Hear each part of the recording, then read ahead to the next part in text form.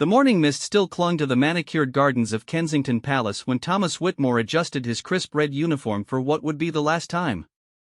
At 32, he had spent 8 years of his life protecting the royal family, 8 years of unwavering dedication that had earned him respect among his peers and recognition from the highest levels of the palace hierarchy. His polished black boots clicked against the cobblestone path as he made his way to his assigned post, unaware that this ordinary Tuesday would become the most extraordinary day of his career. The palace grounds buzzed with their usual morning energy. Gardeners tended to prize-winning roses that would soon grace the state dining rooms, while kitchen staff prepared breakfast for the royal residents. Thomas nodded to familiar faces as he passed, exchanging brief pleasantries with colleagues who had become like family over the years.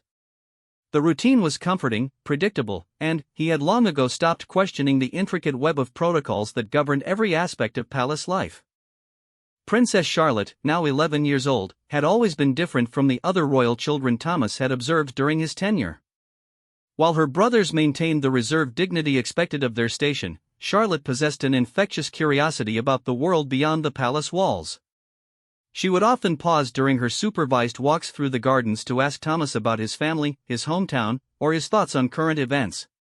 These conversations, though brief and carefully monitored, had revealed a young girl with remarkable empathy and intelligence that went far beyond her years. Thomas remembered the first time he had been specifically assigned to Charlotte's security detail. It was during a charity event at a local hospital, where the young princess was scheduled to visit children battling serious illnesses. While other members of the royal family maintained appropriate distance during such engagements, Charlotte had insisted on spending extra time with each child, listening to their stories and offering genuine comfort. Thomas had watched from his designated position as she held the hand of a 7-year-old boy undergoing cancer treatment, speaking to him with such sincerity that even the hardened hospital staff had tears in their eyes. The palace's rigid schedule meant that most interactions between staff and royal family members were limited to professional necessities. Guards were trained to be invisible, present but unobtrusive, protective but never presumptuous. Thomas had mastered this balance years ago, understanding that his role required absolute discretion and unwavering loyalty. He had signed confidentiality agreements that would bind him for life, sworn oaths that placed duty above personal feelings, and undergone psychological evaluations to ensure his complete reliability. But, as the months passed, Thomas began to notice subtle changes in the palace atmosphere. Whispered conversations between senior staff members would stop abruptly when junior personnel approached. Private meetings behind closed doors became more frequent, and the usual transparency that characterized most palace operations gave way to an unusual level of secrecy. Thomas sensed that something significant was brewing, though the nature of these developments remained hidden from those at his level. The change became more apparent during Princess Charlotte's recent public appearances. Where she had once exhibited natural confidence and joy during royal engagements, Thomas now observed moments of confusion and distress that seemed out of character. During a recent visit to a school in London, he had noticed Charlotte repeatedly glancing toward her private secretary, as if seeking guidance for situations that had previously come naturally to her. The spontaneous interactions with children and teachers that had made her so beloved by the public were becoming more scripted and reserved. Thomas's concern deepened when he overheard a heated discussion between two senior palace officials outside the security briefing room. Though he could not make out specific words, the tone suggested serious disagreement about matters involving Charlotte's future role within the royal family. The conversation ended abruptly when one of the officials noticed Thomas's presence, and both men quickly dispersed without acknowledging him. This unusual behavior from typically professional and courteous administrators added to his growing sense that significant changes were being planned without broader staff knowledge. The security team had been briefed about increased media attention surrounding Charlotte's activities, but the reasons for this heightened scrutiny remained unclear. Additional protective measures had been implemented during her public appearances, and her schedule had been modified to include fewer impromptu interactions with members of the public. Thomas understood that security protocols could change based on various factors, but the comprehensive nature of these adjustments suggested something more substantial than routine precautionary measures. During a quiet moment between shifts, Thomas reflected on his own journey to this prestigious position. Growing up in a working-class family in Manchester, he had never imagined that his military service would lead to protecting the British royal family. His father had worked in a textile factory for 40 years, instilling in Thomas values of hard work, integrity, and loyalty that had served him well throughout his career. His mother, a primary school teacher, had taught him the importance of standing up for what was right, even when doing so required personal sacrifice. The palace environment had initially overwhelmed Thomas with its grandeur and complexity. The weight of history seemed to emanate from every corridor, every portrait, every carefully preserved artifact that surrounded him daily. He had gradually learned to navigate not just the physical layout of the buildings, but also the intricate social hierarchies and unspoken rules that governed interactions between different levels of staff and royal family members. This knowledge had been essential to his success and advancement within the security organization. Thomas's military background had prepared him well for the discipline required in palace service, but nothing had quite prepared him for the emotional complexity of protecting people whose lives were so thoroughly documented and scrutinized by global media.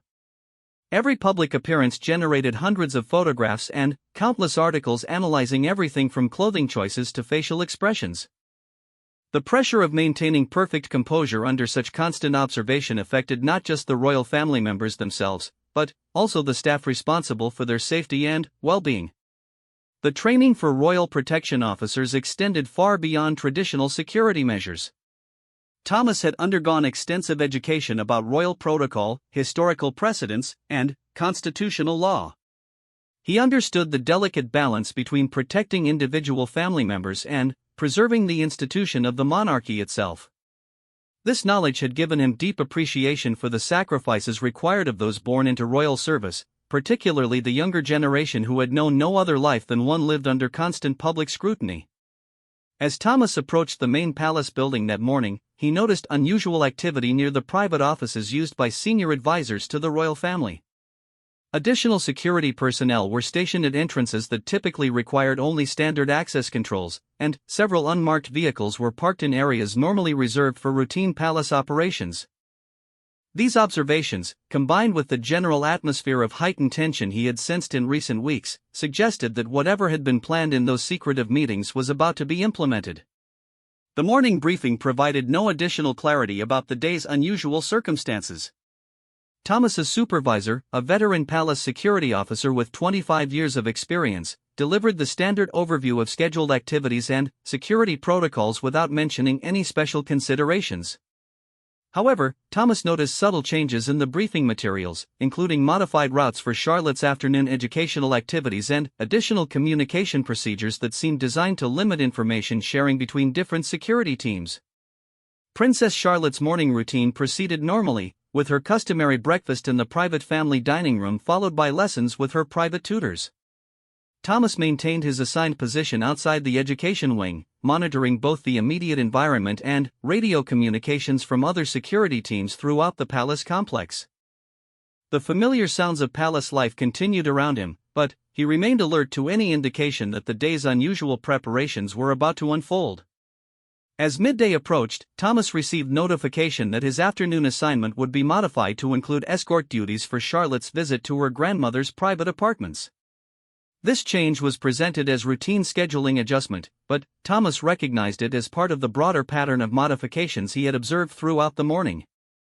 The visit itself was not unusual, as Charlotte regularly spent time with senior family members, but the enhanced security measures suggested this particular meeting held special significance. The weight of his responsibility felt heavier than usual as Thomas prepared for what he sensed would be a pivotal afternoon. His years of training had taught him to trust his instincts about potential security concerns, and those same instincts were now telling him that the events of this day would have far-reaching consequences for everyone involved. He checked his equipment one final time, reviewed the modified protocols, and steeled himself for whatever revelations the afternoon might bring. Standing in the corridor outside Charlotte's tutoring session, Thomas reflected on the journey that had brought him to this moment. From his humble beginnings in Manchester to the grandeur of Kensington Palace, he had always strived to serve with honor and distinction. Whatever was about to unfold, he was determined to maintain the standards of professionalism and integrity that had defined his career. Little did he know that within hours, those very principles would force him to make the most difficult decision of his professional life. The morning of Thomas's scheduled meeting with his supervisor arrived gray and overcast, matching the heavy atmosphere that had settled over the palace in the days following Charlotte's title removal. As he prepared his uniform one last time, Thomas reflected on the extraordinary circumstances that had led him to this moment of decision. His hands moved automatically through the familiar routine of polishing buttons and adjusting insignia, but his mind was focused on the conversation that would likely end his career in royal service. Commander Harrison, Thomas's immediate supervisor, was a decorated veteran with 30 years of experience in royal protection services. Known for his unwavering professionalism and absolute discretion, Harrison had been instrumental in Thomas's career development and had frequently praised his dedication and reliability. The irony was not lost on Thomas that he was about to disappoint and likely anger a man whose respect he had worked so hard to earn over the years. The meeting was scheduled for early morning, before the daily briefings that would set security protocols for the day ahead. Thomas arrived at Harrison's office precisely on time, his military training ensuring that punctuality remained second nature even under these extraordinary circumstances. As he stood outside the office door, he could hear the familiar sounds of the palace beginning another day of precisely orchestrated routine, completely unaware of the potential disruption his decision might cause. Commander Harrison's office reflected the man himself, meticulously organized, decorated with commendations and photographs from significant royal events, and furnished with the understated elegance appropriate to his position within the palace hierarchy. Harrison looked up from his morning correspondence as Thomas entered, and his experienced eye immediately detected that this would not be a routine meeting about scheduling or protocol adjustments. Thomas began by expressing his gratitude for the opportunities he had been given during his 8 years of service and his deep respect for the professionalism and integrity of the Royal Protection Organization. He acknowledged that his decision would likely be viewed as a betrayal of trust and emphasized that his motivation was not personal dissatisfaction with his role or treatment, but rather a fundamental conflict between his professional obligations and his personal conscience.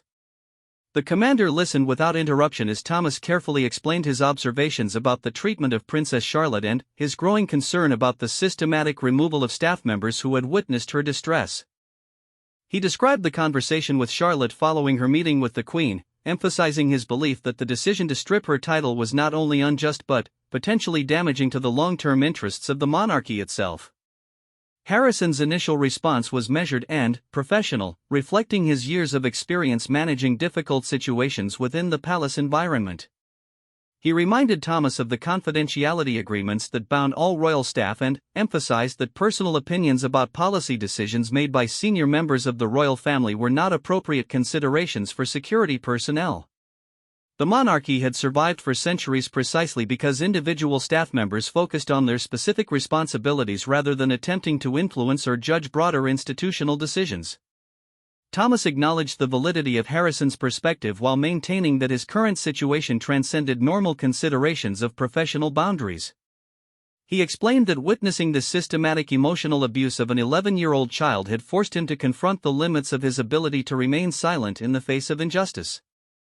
His primary responsibility as a protection officer was to ensure Charlotte's safety, and he could no longer fulfill that obligation while remaining complicit in policies that were causing her obvious psychological harm. The conversation grew more heated as Harrison emphasized the potential consequences of Thomas's proposed actions.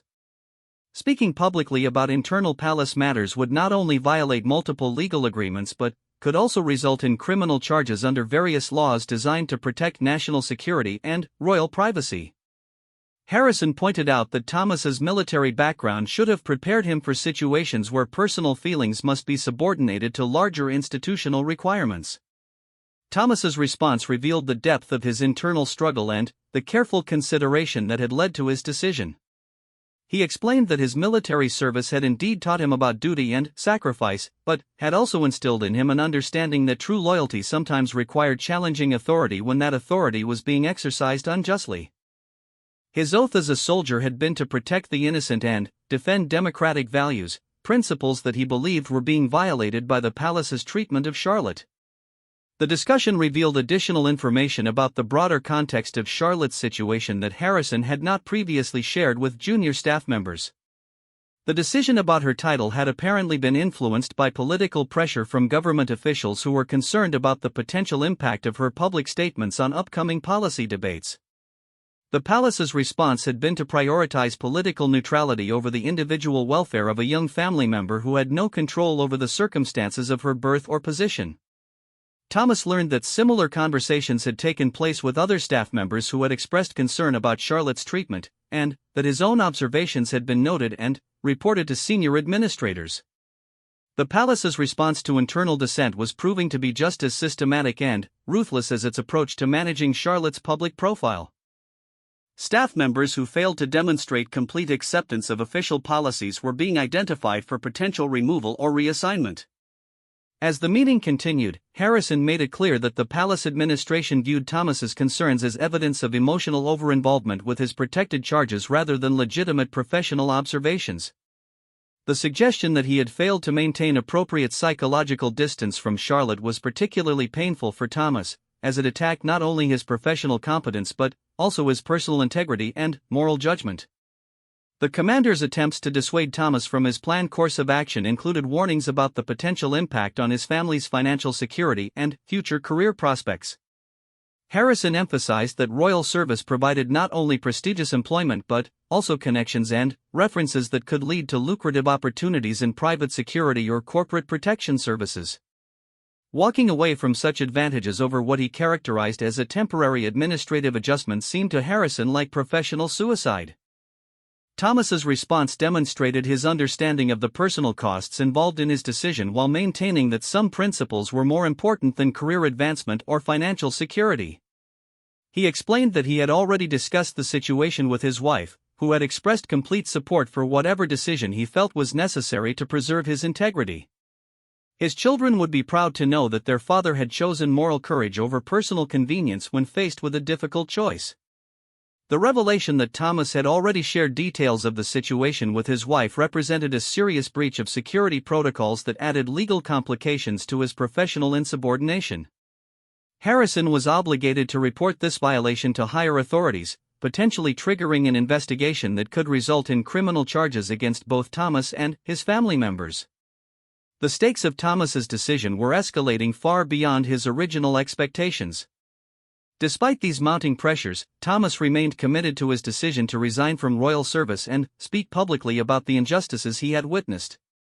He acknowledged that doing so would likely result in legal challenges and financial hardship for his family, but emphasized that remaining silent would require him to abandon the values that had defined his character throughout his life. He could not continue to participate in a system that prioritized institutional preservation over the welfare of the individuals it was meant to protect. Harrison made one final attempt to convince Thomas to reconsider, offering him the opportunity to transfer to a different assignment that would remove him from direct contact with Charlotte while allowing him to continue his royal service career. This compromise would satisfy the palace's desire to limit his access to sensitive information while preserving his employment and professional standing. From Harrison's perspective, this solution addressed Thomas's concerns while minimizing disruption to palace operations. The offer of reassignment forced Thomas to confront the fundamental question underlying his decision, whether his primary obligation was to Charlotte as an individual or to the institution of the monarchy as a whole.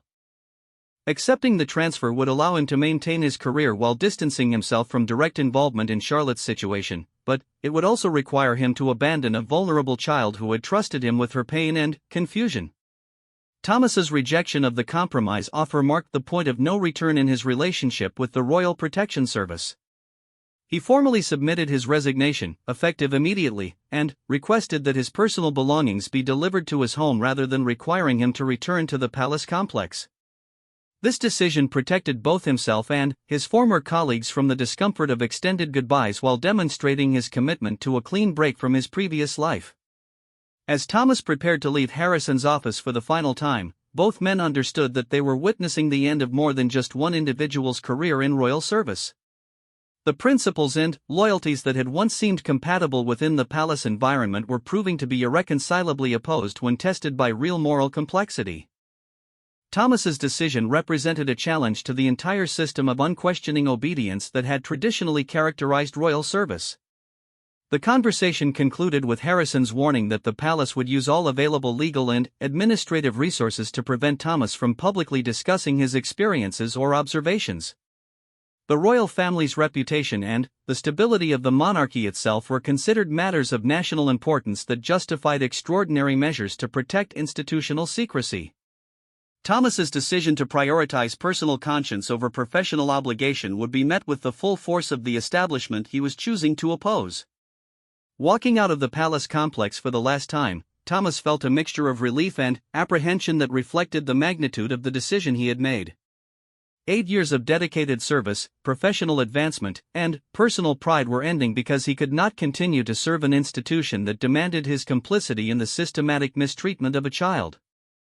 As he passed through the security checkpoints that had once been routine parts of his daily routine, Thomas understood that he was crossing a threshold from which there could be no return. The weight of his security badge felt heavier than usual as he handed it over to the duty officer, symbolizing not only the end of his career but also the beginning of an uncertain future defined by his commitment to principles that had proven incompatible with institutional loyalty. The decision was made, and Thomas now faced the challenge of following through on his commitment to speak publicly about what he had witnessed, regardless of the personal consequences that might follow. The weeks following Thomas's resignation from royal service passed in a blur of legal consultations, media inquiries, and sleepless nights spent questioning whether he had made the right decision. His modest home in Surrey, which had once provided a peaceful retreat from the demands of palace life, now felt like a fortress under siege as reporters camped outside his front gate and photographers used telephoto lenses to capture images of his family going about their daily routines. The legal letter from the palace's solicitors had arrived within 48 hours of his resignation, as Harrison had warned it would. The 14-page document outlined in precise legal language the various confidentiality agreements Thomas had signed throughout his career and the severe penalties that would apply if he violated any aspect of those commitments. The threat of criminal prosecution was stated clearly, along with the possibility of civil litigation that could bankrupt his family and destroy any hope of future employment in security-related fields. Thomas's wife, Sarah, proved to be his strongest supporter during this difficult period. A primary school teacher with 20 years of experience working with children from diverse backgrounds, she understood the emotional impact of witnessing a child's distress and the moral obligation to protect vulnerable young people from institutional abuse. Her unwavering support provided Thomas with the strength he needed to resist the mounting pressure to reconsider his decision and retreat into silence. The couple's 2 teenage children initially struggled to understand why their father would abandon a prestigious career that had provided their family with financial security and social status. Their friends at school had been impressed by Thomas's role protecting the royal family, and the sudden media attention surrounding his resignation created awkward situations that required careful explanation. Sarah worked patiently with both children to help them understand the principles underlying their father's decision and the importance of standing up for what was right even when doing so carried personal costs. Thomas's attempts to find journalistic support for his story initially met with frustration and disappointment. Several major newspapers expressed interest in his account but ultimately declined to publish stories that relied primarily on his testimony without corroborating evidence or additional sources. The palace's reputation for aggressive legal action against media outlets that published unauthorized stories about the royal family made editors cautious about proceeding without overwhelming proof that their stories could withstand legal challenges. The breakthrough came through an unexpected source, a freelance journalist named Emma Richardson who specialized in investigating institutional abuse and had previously exposed scandals involving powerful organizations that had seemed untouchable. Richardson's reputation for meticulous research and her willingness to take on challenging stories made her an ideal advocate for bringing Thomas's account to public attention, despite the legal risks involved. Richardson's initial meeting with Thomas lasted more than 6 hours and covered every detail of his observations about Charlotte's treatment and the circumstances surrounding his resignation. Her background in investigating institutional misconduct had taught her to identify the subtle signs of systematic abuse that might be overlooked by journalists more accustomed to covering political scandals or celebrity controversies. She recognized that Thomas's story represented a significant example of how powerful institutions could cause serious harm while maintaining public facades of benevolence and tradition. The journalists' investigation extended far beyond Thomas's testimony to include interviews with other former palace staff members who had observed similar patterns of behavior but had remained silent due to fear of retaliation. Richardson's contacts within various charitable organizations that had worked with Charlotte provided additional perspectives on the changes in the young princess's demeanor and public engagement over the months preceding her title removal. These sources painted a consistent picture of a naturally compassionate and engaged child being systematically constrained by advisors who prioritized institutional control over individual authenticity. Richardson's research uncovered additional disturbing information about the broader pattern of how the palace responded to younger royals who showed inclinations toward independent thinking or social activism. Historical analysis revealed that similar pressures had been applied to previous generations of royal family members, with those who failed to conform to institutional expectations being marginalized or excluded from active roles. The treatment of Charlotte appeared to be part of a well-established system for maintaining control over royal family members who might otherwise challenge traditional approaches to monarchy. The legal strategy developed by Richardson and her publication focused on framing Thomas's story as a matter of public interest rather than private family drama. Constitutional experts consulted for the story emphasized that the monarchy's role in British democracy made the institution's internal practices legitimate subjects for public scrutiny and debate. The systematic suppression of a young royal's authentic engagement with social issues raised important questions about the monarchy's ability to remain relevant in a democratic society that valued transparent and accountable leadership. Thomas's decision to proceed with publication required him to accept significant personal risks that extended beyond the immediate legal threats he was facing. The palace's response to his revelations would likely include character assassination attempts designed to discredit his testimony and minimize the impact of his story on public opinion. His military record, personal relationships, and financial history would all be subject to intense scrutiny as palace operatives searched for any information that could be used to undermine his credibility. The emotional toll of these pressures was evident in Thomas's demeanor as the publication date approached. The confident and composed man who had spent 8 years protecting the royal family was struggling with anxiety and self-doubt as he prepared to become the target of one of the most powerful institutions in British society. His sleep was frequently interrupted by nightmares about the potential consequences of his actions, and he found himself constantly questioning whether he had sufficient evidence to justify the risks he was taking. Sarah's support remained unwavering throughout this period of mounting stress, but Thomas could see the impact his decision was having on his entire family. His children were being taunted at school by classmates who viewed his actions as treasonous betrayal of the royal family. Sarah faced questions from colleagues and parents who struggled to understand why anyone would sacrifice career security to help a wealthy royal child who would never face the kind of economic hardship that affected ordinary families. The palace's response to rumors about Thomas's planned revelations included behind-the-scenes pressure on media outlets and their advertisers designed to discourage publication of his story. Senior palace officials contacted newspaper editors and television executives to emphasize the potential damage that unauthorized royal stories could cause to Britain's international reputation and diplomatic relationships. These conversations were carefully framed as concerns about national interest rather than institutional self-protection, but their intent was clearly to create additional obstacles to publication. Thomas's former colleagues in royal protection services found themselves in increasingly difficult positions as the palace administration sought to identify and eliminate any remaining sources of potential leaks about Charlotte's treatment. Security protocols were revised to limit information sharing between different teams, and additional surveillance measures were implemented to monitor staff communications and activities. The atmosphere within the palace became increasingly paranoid and suspicious as administrators worked to prevent any repetition of Thomas's breach of confidentiality. The investigation conducted by Emma Richardson revealed that Charlotte's isolation within the palace had intensified following Thomas's resignation.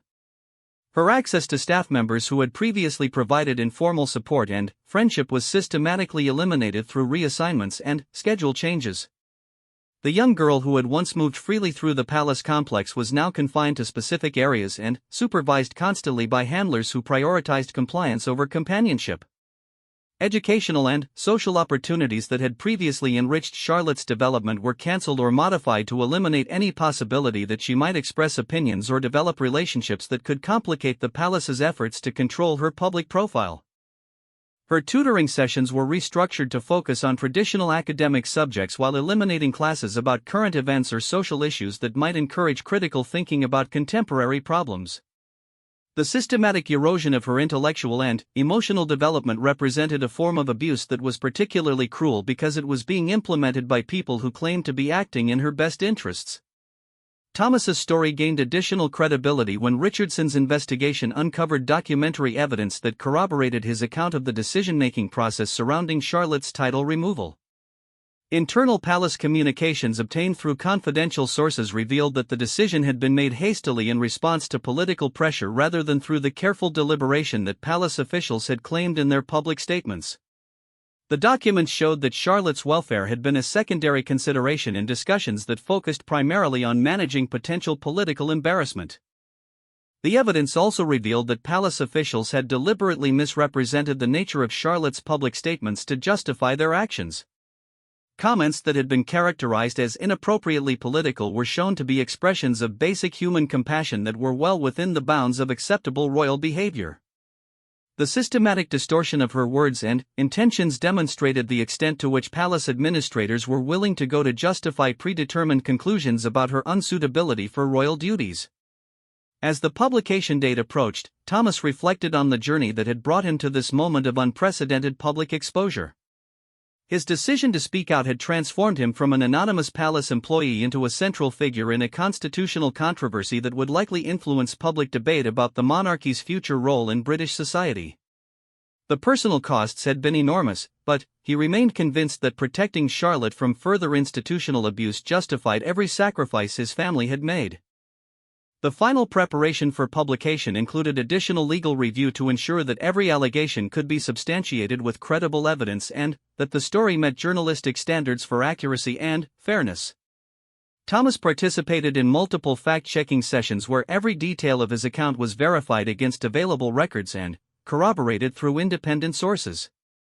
The meticulous preparation reflected the high stakes involved in challenging one of Britain's most powerful and legally protected institutions. On the evening before publication, Thomas sat with his family to prepare them for the media storm that would inevitably follow the release of his story. He acknowledged that their lives would never return to normal and that they would all face ongoing scrutiny and criticism from defenders of the royal family. But he also emphasized his belief that their sacrifice was contributing to a larger conversation about accountability and justice that could ultimately benefit not only Charlotte but also future generations of royal children who might otherwise face similar treatment. The morning of publication dawned crisp and clear, but Thomas Whitmore felt none of the peaceful anticipation that usually accompanied beautiful autumn days. As he stood at his kitchen window watching the sun rise over the Surrey countryside, he knew that within hours his carefully constructed life would be forever changed. The story that would appear in newspapers and online platforms across Britain would transform him from a private citizen into a public figure whose every word and action would be scrutinized by millions of people with strong opinions about the royal family. The first indication of the story's impact came through the sudden increase in activity outside Thomas's home.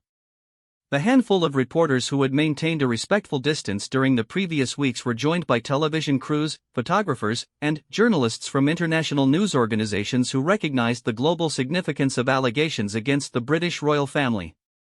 The quiet suburban street that had been Thomas's sanctuary became a focal point for media attention that would persist for months to come. Emma Richardson's story exceeded even Thomas's expectations in terms of its comprehensive documentation and compelling presentation of the evidence surrounding Charlotte's treatment. The article carefully outlined the timeline of events leading to the princess's title removal while providing sufficient context to help readers understand the broader implications of palace policies that prioritized institutional control over individual welfare. Richardson's reputation for accuracy and thoroughness lent credibility to allegations that might otherwise have been dismissed as disgruntled employee complaints. The immediate response from Kensington Palace followed the predictable pattern of official denials combined with character assassination attempts designed to discredit Thomas's testimony.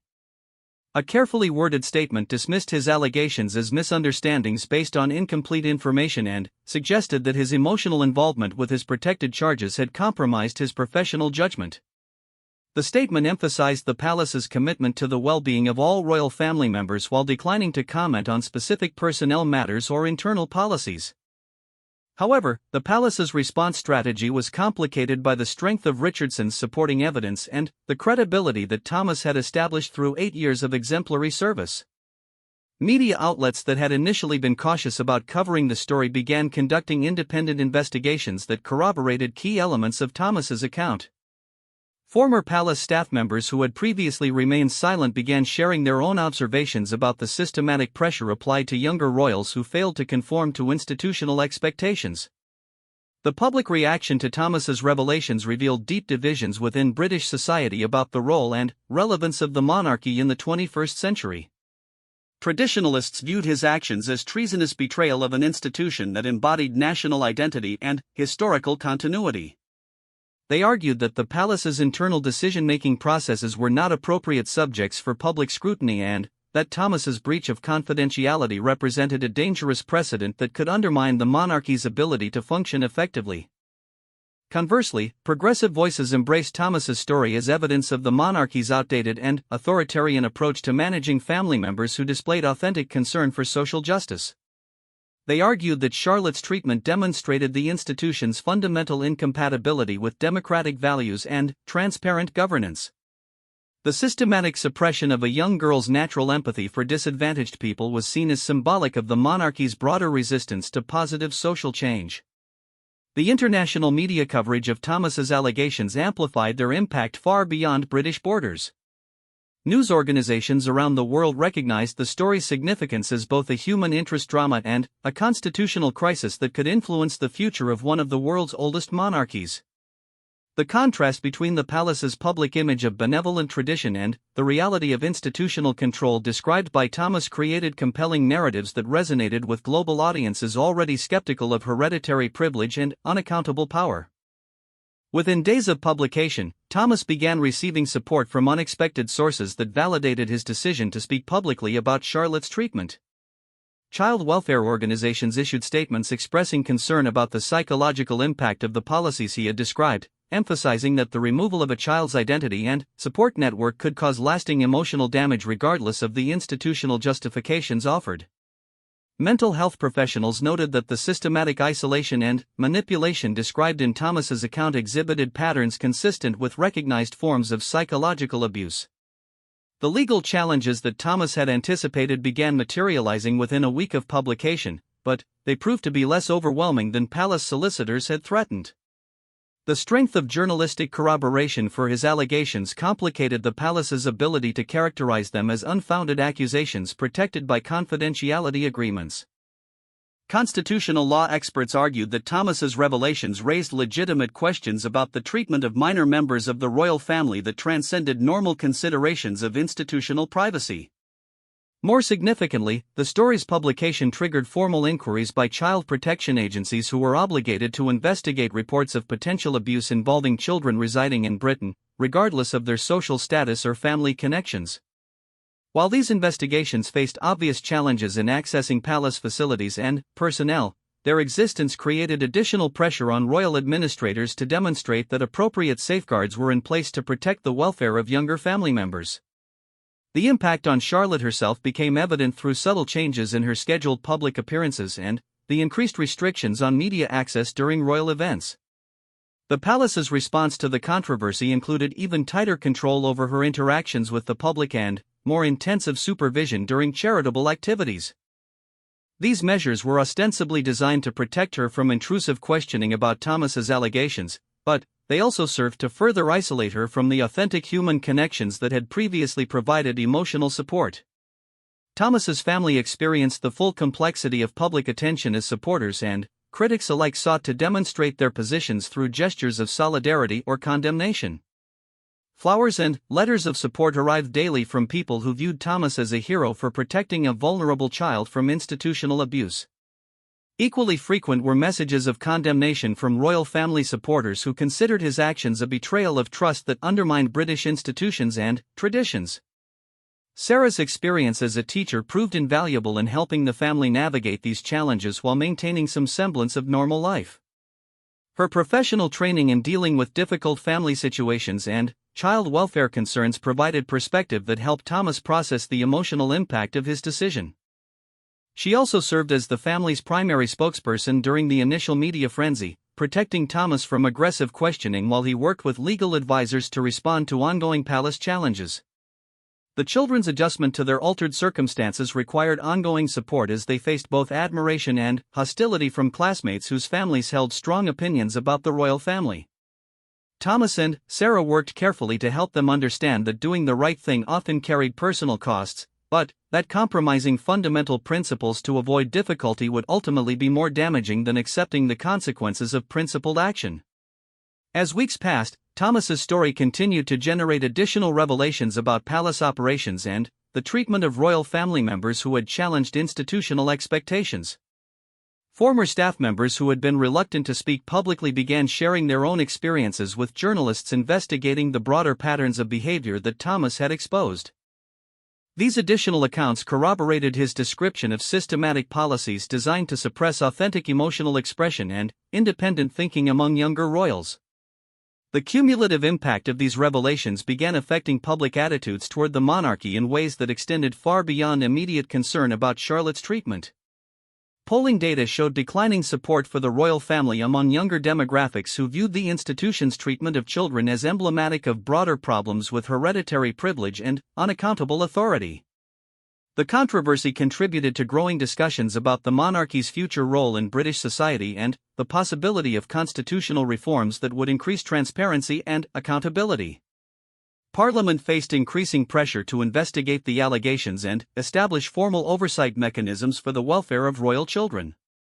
While such intervention would represent unprecedented political involvement in royal family matters, the strength of public concern about child protection issues created political momentum for action that transcended normal constitutional boundaries. The prospect of legislative involvement in palace operations represented exactly the kind of external scrutiny that royal administrators had worked so hard to avoid. Thomas's transformation from anonymous palace employee to prominent public advocate required significant personal adjustment as he learned to navigate media attention and political controversy. His military training and handling pressure proved useful, but the sustained intensity of public scrutiny created stress levels that far exceeded anything he had experienced during his security career. The responsibility of representing Charlotte's interests in public forums while protecting his family's privacy became an ongoing challenge that required careful balance and professional support. The long-term implications of Thomas's decision became clearer as the story's impact continued to reverberate through British institutions and international media coverage. His willingness to sacrifice personal security for moral principle had created a precedent that would influence future discussions about institutional accountability and the protection of vulnerable individuals within powerful organizations. The courage required to challenge the palace's authority had demonstrated that even the most protected institutions could be held accountable when individual citizens chose principle over convenience. Looking back on the extraordinary journey that had begun with a simple moment of compassion toward a distressed child, Thomas recognized that his decision had transformed not only his own life but also the broader conversation about power, privilege, and responsibility in modern democratic societies. The personal costs had been enormous, but the knowledge that his actions had contributed to protecting Charlotte and potentially preventing similar treatment of other royal children provided validation that made every sacrifice worthwhile. The story concluded not with resolution but with ongoing commitment to the principles that had motivated Thomas's original decision. His transformation from palace protector to public advocate represented a continuing obligation to speak truth about institutional abuse and defend the welfare of vulnerable individuals regardless of the personal consequences. In choosing conscience over career, Thomas had discovered that true security came not from institutional protection but from the integrity that allowed him to face each day knowing that he had done everything in his power to protect a child who needed his help.